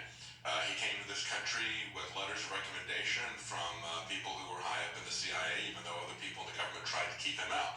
He has about 10 million followers worldwide. He's one sect of Islam. He's estimated to have $25 billion worth of assets, and he gets over $500 million a year of U.S. taxpayer money to run a large network of schools. If you want to look at this chart that I put up here, this shows as of September 2014 the number of schools run by the Gulen movement in the United States, about 146 throughout the country. 45 of those in Texas, 6 in Austin alone. We just had another one open up in November, just as I was interviewing Mark Hall for his documentary. Now, he's someone who's been called the world's most dangerous Islamicist. Now, the person who called him that is Paul L. Williams. He's a person who wrote he's a journalist, he's an author of a book called The Day of Islam, The Annihilation of America and the Western World. In that, he's somebody who's consulted for the FBI as well as investigated Islam, in that he talks about elements of an Islamic plot that he believes, I don't know if it's true or not, but it's his allegation, that there would be 7 to 10 nuclear bombs explode in U.S. cities simultaneously on a day. That's what the premise of that book is. Wow. Now, whether or not that is true, when somebody who has that as a premise says that even more dangerous than that is Fatah Gulen, Wow. what is dangerous about that? Well, think about the fact that Bill Ayers was far more dangerous when he got involved in education than when he was blowing up buildings as a terrorist for the Weathermen. Right. Weather Underground. Well, we all know they're propaganda factories, the schools. I mean, Yes. And these other countries, he has Yeah. 300 Gulen schools in Turkey. He's got 1,000 worldwide and 145, 146 in America. In the Islamic countries, they're openly operated as madrasas, Islamic madrasas. But in the West, and of course he has to avoid any religious connection in Western countries to get his $500 million a year of taxpayer money. And that's the thing about charter schools. They're operated independently with very little oversight, but they get completely funded by taxpayer funding just as if it were a public school. In America, he doesn't operate as an Islamic madrasa, but there is a very strong Turkification within those schools. So children who are coming in who are Hispanic or Asian or African American, they're being taught Turkish. They're sending children, there's 60,000 students currently being taught by these Gulen schools. Many of them are taking summer field trips to Turkey where they're getting an idealized version of both Turkey and Islam that really doesn't exist. There are junkets that are being done for U.S. congressmen. People like McCall, who is head of Homeland Security, is taking junkets being paid for by Fatah Gulen. So it's very important that this lawsuit is going to, I think, uncover some deep secrets of this closed group, a very powerful group here in the right. United States. Well, and it would be just very interesting to know sort of what is in their textbooks and things. I know when I was taking French in college, they were teaching us French via teaching us about Islam in France, and so all of the lessons were about Islam and the headdresses and Much of German, same thing. They teach you about the culture, the immersion, and so of course it is a very, very strong Turkification. And you have to ask yourself, why are American taxpayers paying for this? What is the hidden agenda with this? Well, of course, it is selling us an agenda of Islam. That's what we have to be concerned about if you want to live under a global theocracy, because that's the fundamental tenet of Islam, that it should be a global governance and it should be theocratic. We don't want to live in a theocratic. I don't want to live in a theocratic country. It's anathema to what this country is based on. Yeah, and we've also got reports now of other Islamist schools being shut down because some teenagers that attended tried to go join ISIS. So there you go. We're on the march. The empire's on the run. Alex Jones and the GCN Radio Network.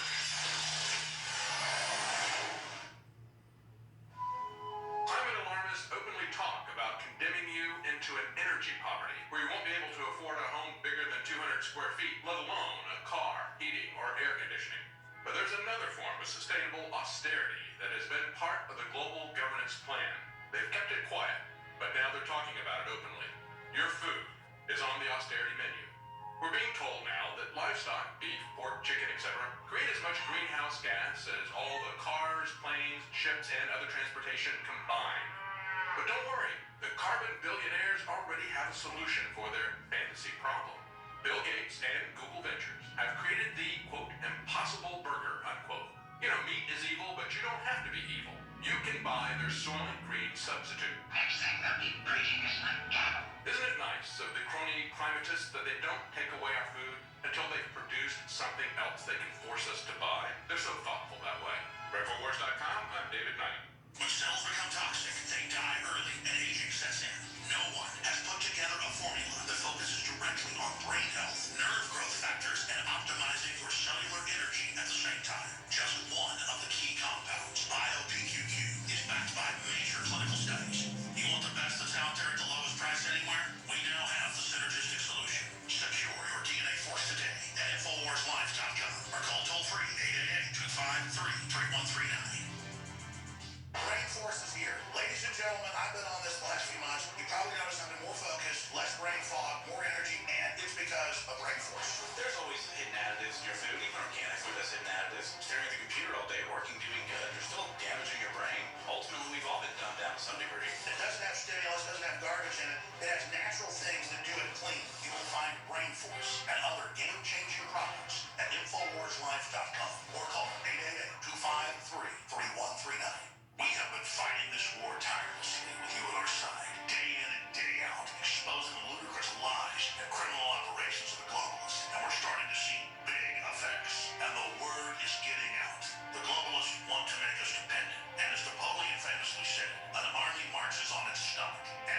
food and supplies form the backbone of any offensive, including the info war. And our enemies admit they're losing the info war. We are in an information war, and we are losing that war. With this in mind, we have held strong to our principles and the decision to refuse any money from globalists or government. We are funding our crusade against tyranny the old-fashioned way, with pure free market, free will capitalism. Visit InfoWarsStore.com today or call 888-253-3139 and take advantage of free shipping right through December 18th and get your order before Christmas. May God bless you and your family and keep us strong as we forge ahead in this battle for humanity.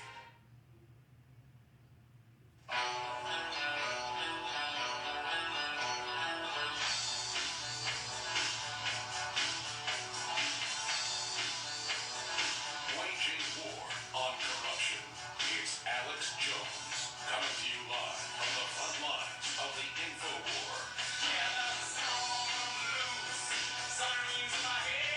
Welcome back to the Alex Jones Show. I am Leah McAdoo hosting this fourth hour of Overdrive, and I am joined in studio by Rob Dew. We're going to be taking your calls on Islam, anything you might have for our guest today. The number to call is 1-800-259-9231. We're going to be opening up the phone lines here in just a moment. But I wanted to let everyone know what our specials are for today, Thursday, December 10th. We have free shipping on all of our InfoWarsStore.com orders. Free shipping. So you can go ahead and get the Essentials Pack. It's Survival Shield X2, Super Male or Female Vitality, and Silver Bullet. And that is the Essentials Pack. It'll be 33% off retail. We're also doing 28% off of the retail on the Cleanse Pack. This is the season to do that cleanse. If you've been thinking about doing it, now is the time after you get yourself plump from the holidays. Then it's the perfect time to ring in the new year with the cleanse. So go for that 28% off retail, and it's free shipping. And these make excellent Christmas gifts. So Rob Dew joining me now in studio. Thank you very much. So basically our guest today is going to be taking some calls. I'm kind of interested just based on the responses that we got in the comments on YouTube. So obviously it's a lot of people are going to have some things to say to this gentleman, and a lot of people think that they can't believe anything people say anyway because Muslims are allowed to lie to non-believers. So what do you think?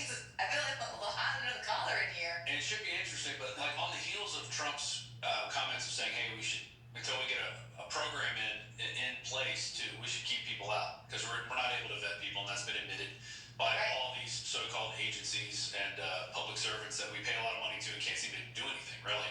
But here's an article. Norway paying asylum seekers to return home as refugee crisis continues. They're looking at paying upwards of 80,000 kroner, which is 6,200 pounds, in addition to having their flights paid for. That's what a couple with 2 children can receive that. And so they are trying to export people. So we're going to give you $6,000 to go wherever you want. Right, go and home, pay for your flights. Wow. So where do you want to go? Yeah. United States. It's like how some of the cities do with the homeless population here. Right. And then here's an article I saw this morning out of the Express. And it says world-changing earthquake to hit U.S. in 2 days, claims seismic psychic. And the guy's name's Mr. Hooger Beats. He actually has predicted an earthquake. But what's crazy is this one, he's predicting for the coast of Oregon. Hit somewhere in southern Oregon.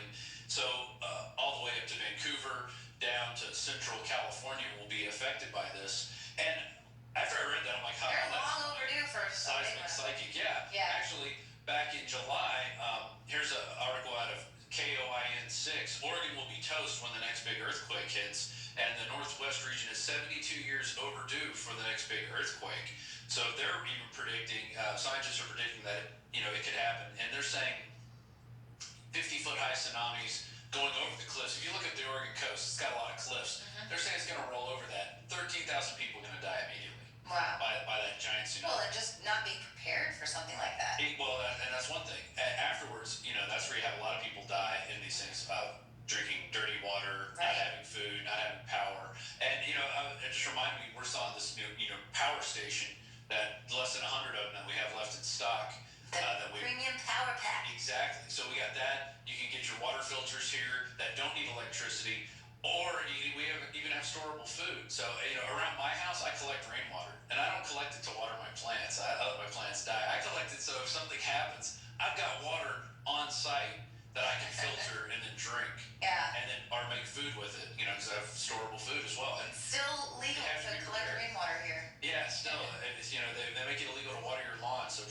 make it illegal to collect the rainwater because they want it to all flow downstream and flood the houses downstream from Austin, Texas. But I thought that was pretty interesting. So they're predicting December 11th through 12th. So that's tomorrow or Saturday. Wow, I don't know. I don't think it's wise to make those sort of specific day. This is going to happen, because then if it doesn't, then you're just debunked, and everything you say is debunked. And hopefully it doesn't happen. Hopefully the seismic psychic is wrong. Well, guys, do we have our guest on the line? All right, so let's go ahead and bring in Hamid Adli. Now, Hamid, we interviewed you the other night, and thank you so much for coming on the show. You attend the same mosque. You actually have been going to this mosque since you were, I guess, 3, you said, and this is where the suspect was actually attending this mosque. So can you talk to me a little bit? Now in the days since this attack, we've learned that the FBI said that Saeed and his wife were actually radicalized up to 2 years ago, that they had been planning other things. And so, did you get any kind of indication? I mean, were there any signs of this sort of radicalization? And how would you know?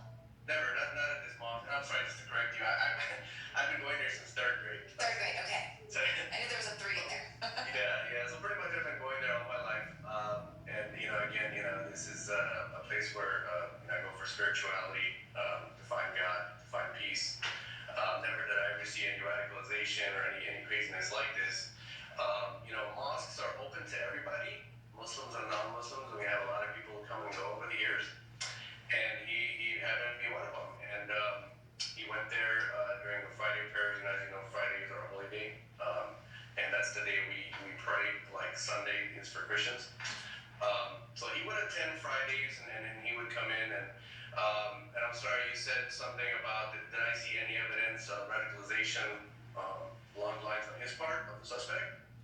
Yeah, I mean, I guess, a lot of people say Islam is a religion of peace, but then you have other people going, oh, read the Quran itself and the passages there. So how do you know when someone is taking it across the line to where they're now taking these passages out of abstraction and into this is actually what we need to do, and it's shouldn't be left in the medieval times. Right. Well, you're always going to have a small minority of angry people, I think, anywhere you go. A lot of those verses that pertain to those type of subjects were revealed at a time of war or battle thousands of years ago. But we are at a time of war and battle. I mean, people argue that this is now. So. Well, I would say we're not really at war per se. I'd say these are like different, a lot of isolated cases, a lot of nutcase mental illness type people that are taking these verses out of context and going out, massacring innocent people, because, this is anti-Islam. There's verses in the Quran that clearly say this, just to quote one, chapter 5, verse 32, that if you kill one person, it's as if you kill mankind. All of mankind. So that's just to give you an example of some of the positive aspects. I think a lot of people focus on the negative, and what I'm trying to do here is, say, hey, if you focus on the negative parts, obviously you're gonna have a negative attitude towards Islam. Try to look at the positive, try to look at the positive verses, because many religions have these type of verses in them that pertain to war. I don't want to name other religions, obviously. My message is complete positive and love towards everyone. But I would say, many different religious books have. Well, the Old Testament of the Bible, it's littered with, eye for an eye, Right. a lot of, people killing each other. Right. The difference is, people stopped.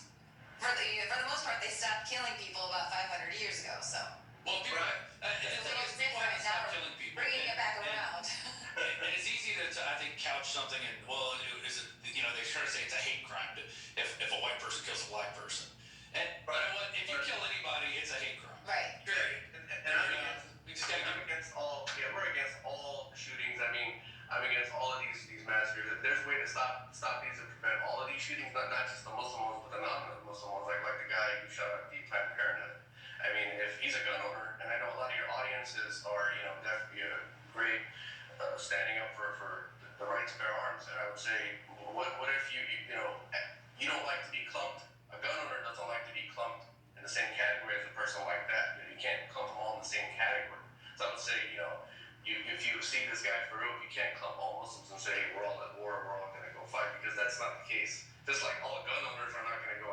innocent people. It's just not true.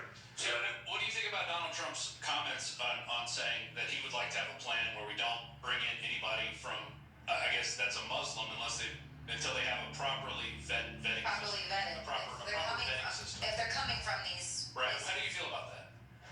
Well, I think that's, the way he said it, I think, is un-American, in my opinion.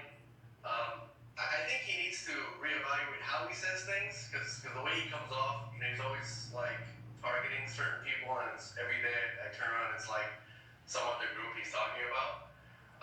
But obviously, every country has a vetting system. So if there's going to be a system that vets potential terrorists or potential radicals, then yeah, you should vet those, because even Muslim countries have systems like this.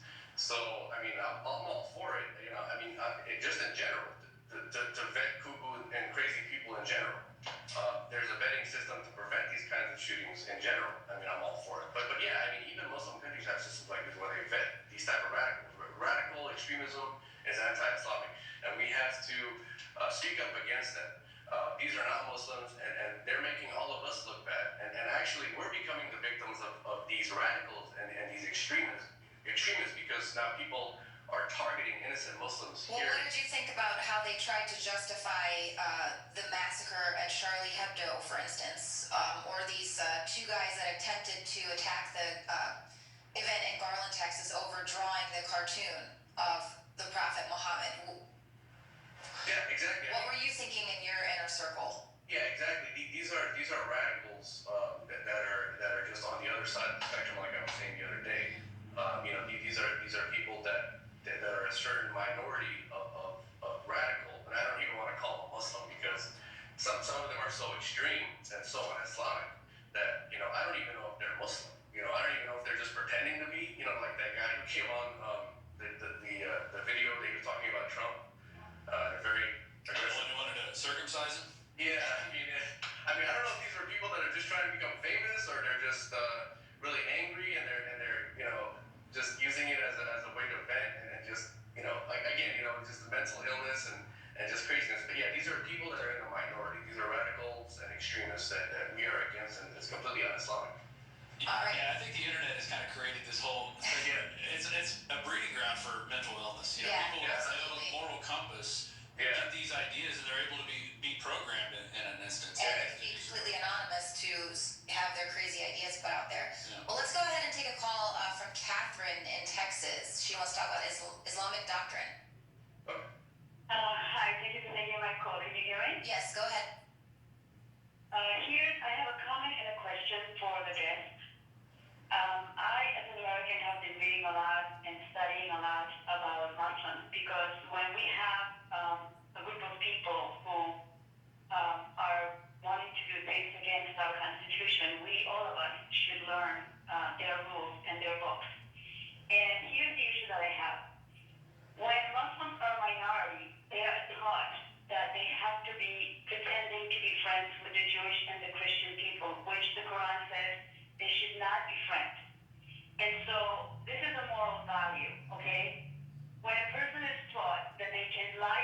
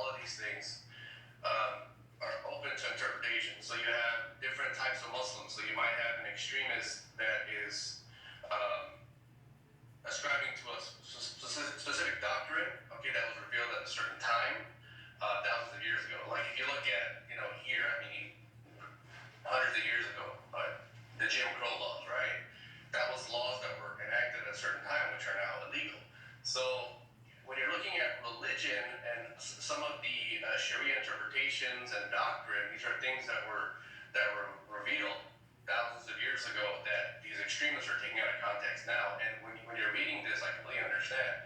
But you see, a lot of different religions have these type of things in them. Well, but do you see how ISIS or these other groups are trying to push this narrative that they have the grasp on the true Islam, and so then you see the young people who are really wanting to gravitate toward this religion and be as devout as they possibly can.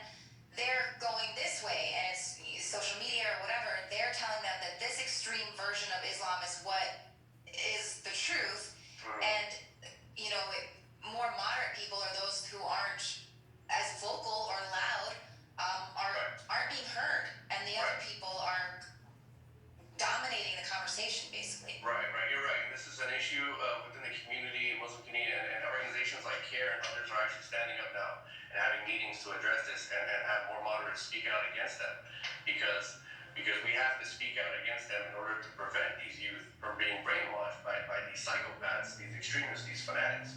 And to your caller, I would say, go out and make friends with Muslims. Go out and to the mosque. It's open to everybody.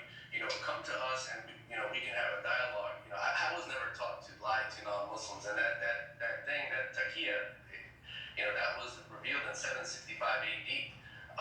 So you're talking about 1,000, 2,000 years ago. So that was in a time when one sect had some conflict with another sect.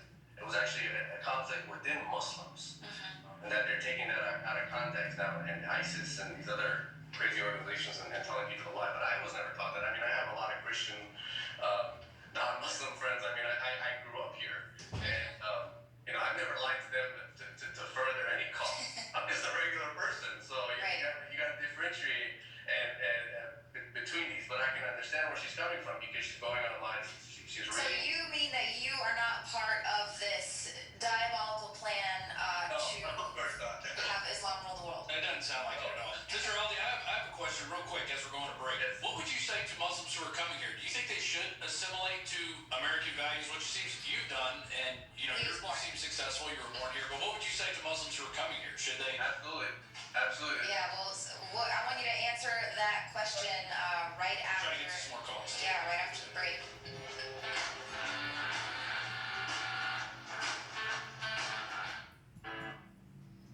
Well, that was an interesting interview. We're still on the air. I guess we could be. Leanne wants him to answer the question. All he did was say yes to the question. He didn't really answer that. It was kind of interesting. See what happens when we return here. See if Leanne actually gives him an opportunity to answer the question. See what he has to say. An unknown person on 7 p.m. of the evening of the shooting, who told him to say that he should say it was Saeed Farouk who was the shooter. And the other piece that has just come out is a SWAT team medic said that they were running the. I'm Our and Leanne McAdoo, joined in studio by Rob Dew. Now we are going to go take one more call for our guest, Hamid Adli. I wanted to go ahead and give out your website you just started, Hamid. It's MuslimPeacePledge.com. You can also ask Hamid any questions. He's on Twitter @MuslimPledge. Now let's go ahead and take a call from Jeremy in Kansas. Go ahead. Thank you so much for having this important conversation. I wanted to bring up the issue of state-sponsored false flag terrorism, treasonous in nature that uses Islamic people as patsies. And it's not to say that there isn't a takfiri, Wahhabist death that people mainly in the Arab Muslim world need to root out, because they do. But let's deal with San Bernardino. They just a third eyewitness has just come on the record. Cheers. He saw a driver. Yeah, he said the driver was a regular white dude. Right? Is that what you were gonna say? Sorry to steal your thunder. Yeah, he's the third eyewitness who said that there was 3 shooters. They were large, athletic, and apparently Caucasian. And this is an additional thing. He said that he was actually called by an unknown person on 7 p.m. of the evening of the shooting, who told him to say that he should say it was Saeed Farouk who was the shooter. And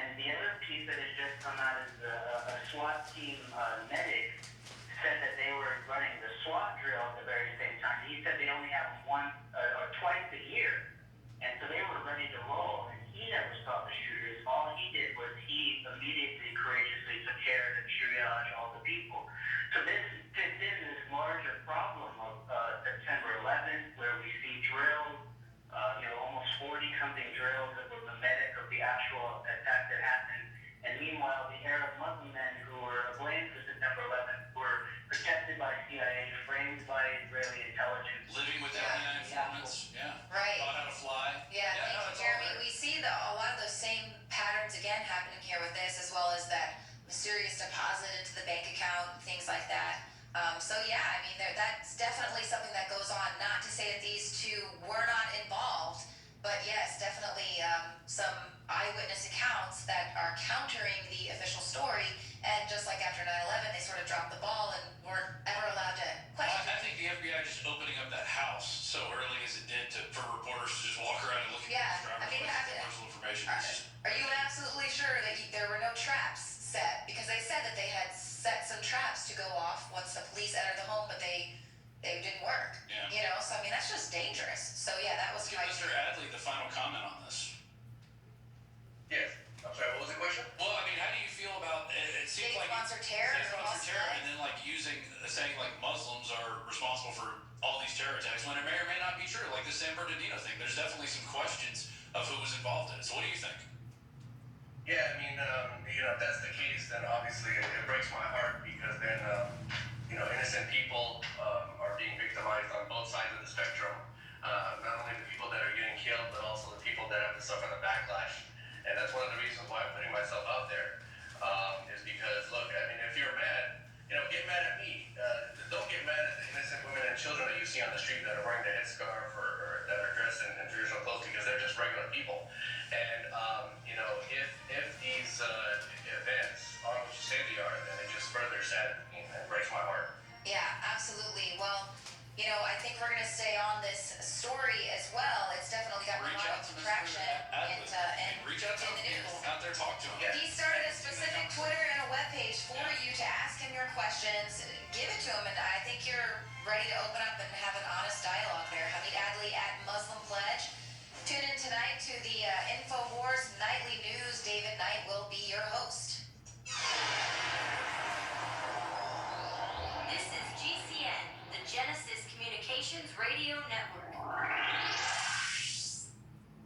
When cells become toxic, they die early and aging sets in.